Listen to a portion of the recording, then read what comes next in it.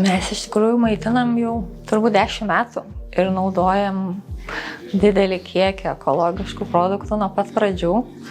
Kažkaip niekada nesusimąstėm apie programą.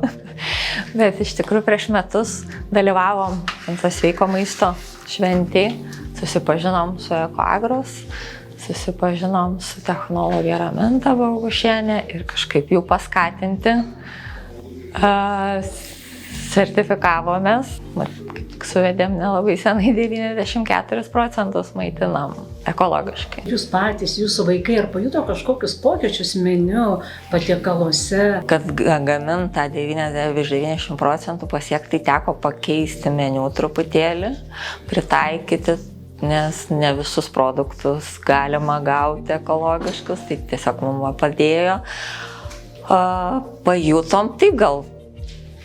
Bet iš principo, nežinau, kadangi mes nuo pat pradžių maitinomės, tai galbūt kiti, kurie maitinasi kitokiu maistu, jie tą labai jaučia, ar ateina arba kai vaikai mūsų išeina iš darželio į mokyklą, jiem būna iš tikrųjų daugumai, kad pasiilgo darželio maisto. Tai reiškia, yra daug skaniau ir aišku, kadangi nuo mažens auginam, tai atsiranda ir įprotis, atsiranda ir tas toksai įgūdis ir ragavimas ir platesnis asortimentas. Mūsų patys darbuotojai, vis tiek, kadangi dauguma žmonių tikrai nenaudoja tokio kiekio ekologiškų produktų namuose, tai patys sako, kad labai skiriasi, kur perka parduotuviai tą patį produktą ir kur mes perkam ekologišką darželį. Mes dirbam tokį labai jautrų darbą ir su turbūt pačia pažeidžiamiausia žmonių grupe vaikais. Ir tas toks ir principas pačio darželio ir įkūrimo buvo tas, kad ką galime duoti geriausio. Ir čia turbūt turi būti nuo pačio savęs ateiti, tai kad man tai rūpi ir tada galiu visiems kitiem apie tai kalbėti. Tai iš principo man tai labiausiai rūpėjo visada ir buvo labai svarbu savo šeimoje ir aplinkoje ir tada ugdymo įstaigoje.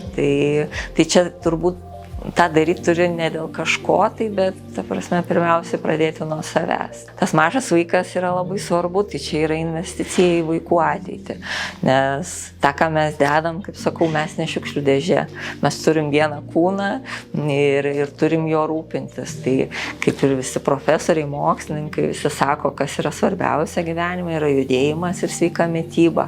Tai nuo mažens, jeigu mes vaikam tą įskiepysim, tai vis tiek tas toliau eis. Iš jūsų darželio, iš grupių, iš vaikų, į šeimas pereina šitas įprotis kažkiek? Žinokit, manau, kad taip. Ir tikrai labai smagu, aš visą laiką kalbu ir per susirinkimus tėveliam ir mes labai, kadangi nesam kaip turbūt vidutinis darželis, mes turim apie 100 vaikų, tai aš pati bendrauju su visais betarpiškai ir per susirinkimus labai akcentuoju apie maistą, apie svarbą jo ir kviečiu tėvelius klausti. Ir tikrai dalinamės, iš kur perkam, dalinamės receptais, nes vaikai vis tiek sako, va ten darželį kažką tenai skaniai kotletą, kažkokį šokoladinį pyragą kepa ar dar kažkokį tenai. Tai jie klausia, mes tikrai dalinamės ir tas toksai gaunasi betarpiškas.